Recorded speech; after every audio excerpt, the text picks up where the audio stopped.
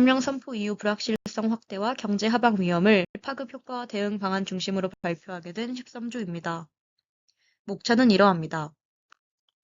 2024년 12월 3일 선포된 비상계엄령은 정치적 불안정성을 초래하며 한국 경제의 심각한 불확실성을 야기하였습니다. 이 계엄령 이후 확대된 경제적 불확실성이 주요 경제 변수에 미친 영향을 총수요 총공급 모형을 통해 이해하고 경제 변수 간 조정 메커니즘을 분석해 보도록 하겠습니다. 사회 불안이 정량화된 지수가 표준 편차 1만큼 상승할 경우 6분기 후 GDP가 평균 0.2%포인트 감소합니다. 뿐만 아니라 RSUI가 상승하면 세계 불확실성 지수도 함께 상승하고 소비자 신뢰도는 하락합니다. 해외 사례에서도 이러한 경향은 뚜렷하게 나타납니다. 위의 첫 번째 사진을 보면 2014년 군부 쿠데타 이후 소비자 신뢰 지수가 하락한 것을 확인할 수 있습니다. 또한 경제 성장률이 급격히 둔화되며 장기 침체를 겪었습니다. 사회적 불안의 유형에 따라 경제에 미치는 영향은 다르게 나타나는데 사회 경제적 이유로 발생한 불안은 GDP의 가장 큰 하락을 유발하며 정치적 이유로 발생한 불안은 상대적으로 영향이 작고 완만한 하락을 동반합니다. 반면 경제적 요인과 정치적 요인이 결합된 복합적 불안은 정책 불확실성과 제도 신뢰 붕괴를 초래해 경제 전반에 가장 큰 충격을 줍니다. 총수요는 소비 지출, 투자 지출, 정부 지출, 순수출을 더한 값입니다. 사회적으로 불안정하면 소비와 투자가 감소하고 이에 따라 총수요가 감소합니다. 따라서 총수요 곡선은 좌측으로 이동합니다. 이러한 상황에서 주요 경제 변수들이 어떤 영향을 받는지를 총수요, 총공급 모형을 통해 분석해 볼 수 있습니다.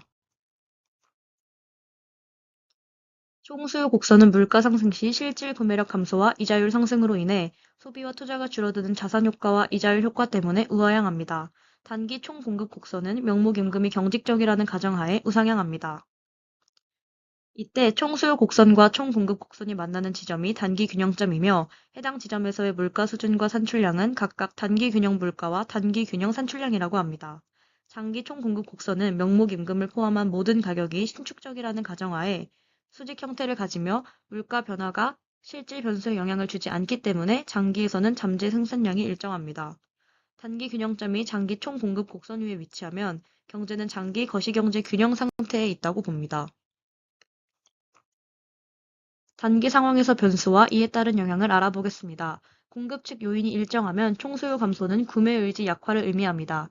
총수요 곡선이 좌측으로 이동하면 기업은 가격을 P1에서 P2로 인하해 판매하려 하고 이에 따라 물가가 하락합니다.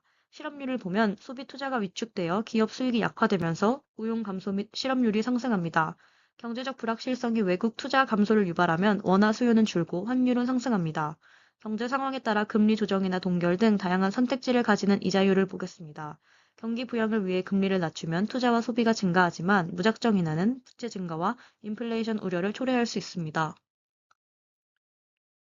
장기 상황에서의 조정 과정을 보겠습니다. 수요 부족이 지속되면 실업률 상승으로 노동 초과 공급이 발생하고 이로 인해 명목임금이 하락하며 원자재 가격과 생산비도 감소해 단기 총 공급 곡선이 우측으로 이동합니다.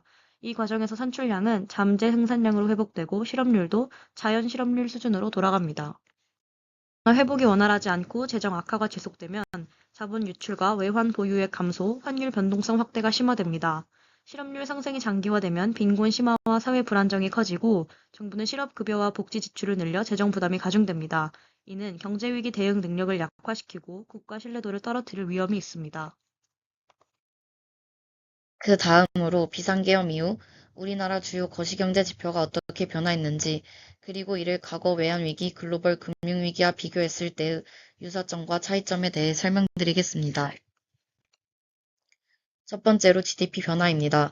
소비 투자의 위축으로 매출이 줄어들면 기업들이 생산량을 줄이게 되어 GDP가 감소하고 이에 따라 경기가 침체될 수 있는데요. 한국은행은 비상계엄 이후 정치 불확실성을 이유로 우리나라 실질 국내 총생산 성장률 전망치를 1.9%에서 1.5%로 기존보다 하향 조정했습니다. 성장률이 낮아진다는 것은 실질 GDP가 감소한다는 것입니다. 지난해 경제 성장률이 전망보다 0.2%포인트 떨어지면서 약 5조 원 규모의 실질 GDP 감소가 발생했습니다. 또한 비상계엄 선포 및 해제가 있었던 2024년 12월 소비자 심리지수는 88.4로 전달 대비 12.3포인트 줄어들었습니다. 이는 기준값 100보다 낮은 수치로 경제 전망을 비관적으로 보고 있다는 뜻입니다. 외환위기 당시 성장률 급락과 비교하면 절대적인 수치는 작지만 정치적 불확실성에 따른 경제 심리 위축이라는 점에서 중요한 차이가 있습니다. 두 번째는 환율입니다. 국내 경제 불안정성은 외국 자본의 이탈을 유발하며 이는 원화 수요 감소와 달러와 같은 안전자산에 대한 수요 증가로 이어집니다. 그 결과 자국 통화의 가치는 하락하고 환율은 상승합니다. 실제로 계엄령 직후 원 달러 환율이 15년 만에 1,446원대로 급등하였으며 증시에서는 외국인 투자자들의 자금이 약 144조 원 빠져나갔습니다. 한덕수 권한대행의 찬해관이 가결된 12월 27일에는 원 달러 환율이 1,480원을 돌파하였는데요. 이는 2009년 3월 서브프라임 모기지 사태 이후 15년 10개월 만의 최대치입니다. 계엄 이후로 높은 환율을 유지하다가 탄핵 심판 선고 이후로 1,430원대로 급락했습니다. 이는 파면 결정으로 인해 정치적 불확실성이 상당 부분 해소된 영향으로 볼 수 있습니다. 외화위기 당시 환율과 비교하면 절대적인 수준은 낮다고 볼 수 있으나 단기간의 정치적 불확실성이 환율에 어떤 영향을 끼칠 수 있는지를 보여줍니다.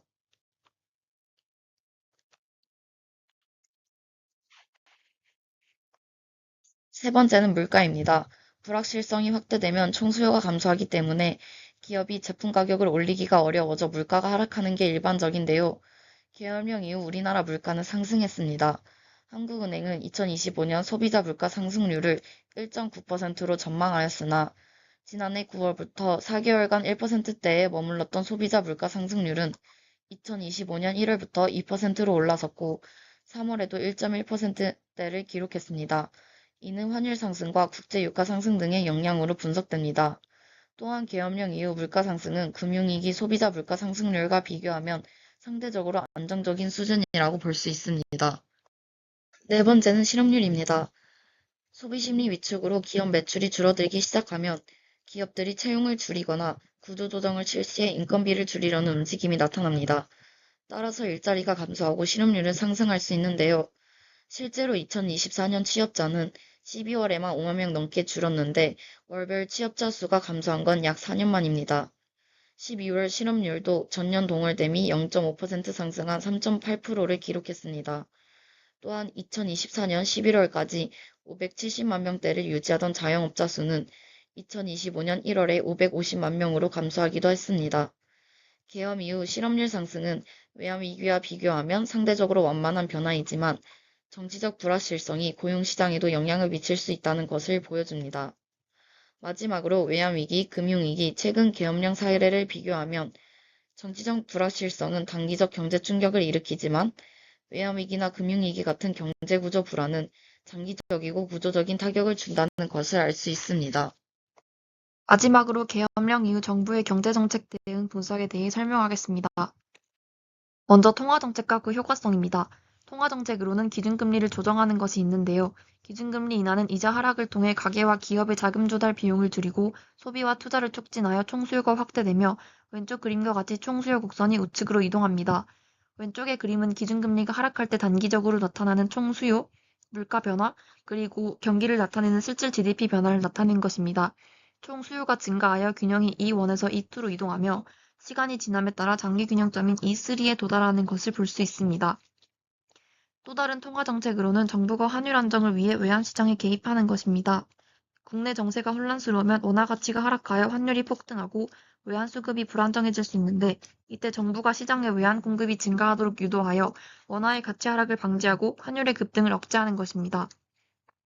실제 올해 2월 한국은행은 경제 성장률 하락에 대비하여 경기를 부양하고 경기 하방 압력을 완화하기 위해 기준금리를 3%에서 2.75%로 인하하였습니다. 또 계엄 이후 달러 환율이 상승하자 정부는 외화대출 제한을 완화하여 원화의 가치를 높이는 정책을 실시하였습니다.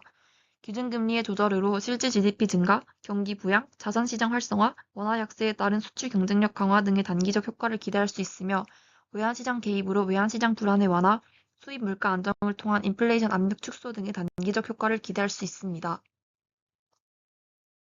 다음으로 재정정책입니다. 재정 지출을 확대하는 방향으로 시행할 수 있는데요. 그 예로 증시 급락을 대처하기 위해 공공기금을 투입하는 방법과 위축된 소비 심리를 해소하기 위한 소비 지원금이 있으며, 공공기금을 투입하는 방법은 과다 공급이 발생했을 때 정부가 인위적으로 수요를 만들어 주가의 과도한 하락을 막는 것입니다. 지난해 12월 계엄 이후 증시에서 경제 불확실성으로 인한 매도물이 대량 발생하자 국민연금은 9천억 원의 연기금을 투입하여 이를 매수하였고, 국내 19개 지자체에서는 국민들의 소비를 촉진하여 경기를 부양하고자 지원금을 지급하였습니다. 이렇게 재정 지출을 확대하는 정책은 단기적으로 주가 급락을 방어하고 투자자 심리를 안정시키며 시장 수급 균형을 회복할 수 있습니다. 마지막으로 앞서 알아본 정책들의 한계점과 대응 방안에 대해 설명하겠습니다. 기준금리 인하는 대내외 불확실성이 높을 경우 경제 주체들의 심리 개선이 지연되어 소비와 투자의 증가 효과가 제한될 수 있습니다. 또한 자산 가격 상승 기대를 형성하여 가계부채의 급증, 부동산 및 주식시장의 투자 과열로 인한 부작용이 발생할 수 있습니다.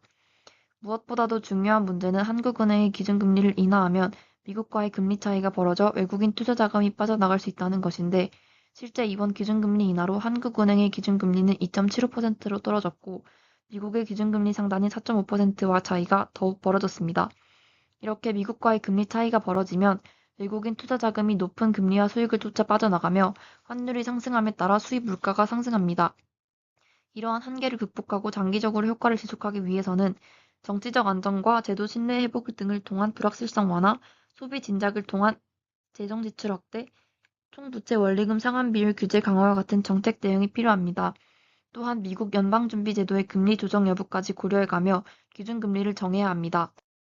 두 번째로 외환시장 개입은 외환 보유액 소진, 시장 가격 왜곡, 통화 조작국 논란과 같은 한계가 존재하며 근본적인 외환 수급 불균형을 해결하지 못할 경우 장기적 효과는 제한적입니다. 따라서 장기적으로는 외환 보유액 확충, 통화 스와프 체결, 경상수지 개선, 수출 경쟁력 강화 등 대외 건전성을 확보한 외환 정책이 필요합니다. 세 번째, 재정지출 확대 정책으로 국민연금을 통한 주식시장 매수는 기금의 독립성과 장기 수익성 훼손, 시장 가격 왜곡, 투자자들의 도덕적 해이 문제 등 한계가 존재합니다. 정부가 선제적으로 이들의 투자 전략과 규모에 대해 파악하여 투자자들을 설득하고 장기적으로는 기관 투자가 자율적 시장 안정화 기능을 수행할 수 있도록 해야 합니다. 소비 촉진 지원금 지급 정책은 코로나19 때 시행한 정책이 되려 물가를 상승시켰다는 점과 상당수 부정수급됐다는 점에서 무분별한 지원금 지급이 국가 재정을 더 파탄으로 만들 수 있다는 우려가 있습니다. 또한 소득이 물가 상승을 따라가지 못하면서 물가를 교란할 가능성이 있고, 지급한 돈에 비해 내수 활성화 효과가 미미하면 아무런 효과가 없을 수 있습니다. 지원금 지급 정책을 시행할 때는 취약계층을 중심으로 지원금을 주어 소비 활성화를 이루어야 하며, 지원금 사용처를 명확하게 설계하고 제한하여야 합니다. 경제학자 밀턴 프리드먼은 국가 권력이 자유를 지키는 동시에 침해하지 않도록 통제하는 것이 자유사회의 가장 큰 과제라고 강조하였습니다. 프리드먼의 시각에서 군과 경찰의 권한 남용은 국가가 보호해야 할 자유를 오히려 위협하는 행위이며, 불법적 계엄 시도는 그 대표적 사례입니다. 결국 중요한 것은 프리드먼이 강조한 작은 정부와 큰 자유라는 경제학적 교훈에 따라 시장 원칙과 법치주의를 바탕으로 예측 가능한 정책을 통해 자유와 효율성을 균형 있게 추구하는 것입니다. 눈앞의 경기 활성화에만 집중할 경우 인플레이션과 디플레이션 같은 부작용이 발생할 수 있기 때문에 단기적인 경기 부양책이 존재하지만 장기적인 효과를 고려한 신중한 접근이 필요합니다. 앞서 알아본 것처럼 계엄령 선포로 인한 경제적, 정치적 충격은 단기적인 경기 침체를 불러왔지만 정부의 정책적 대응을 통해 정치적 불확실성을 해소하고 경제 심리를 회복하면서 다시금 경제 성장의 발판이 마련되고 있습니다.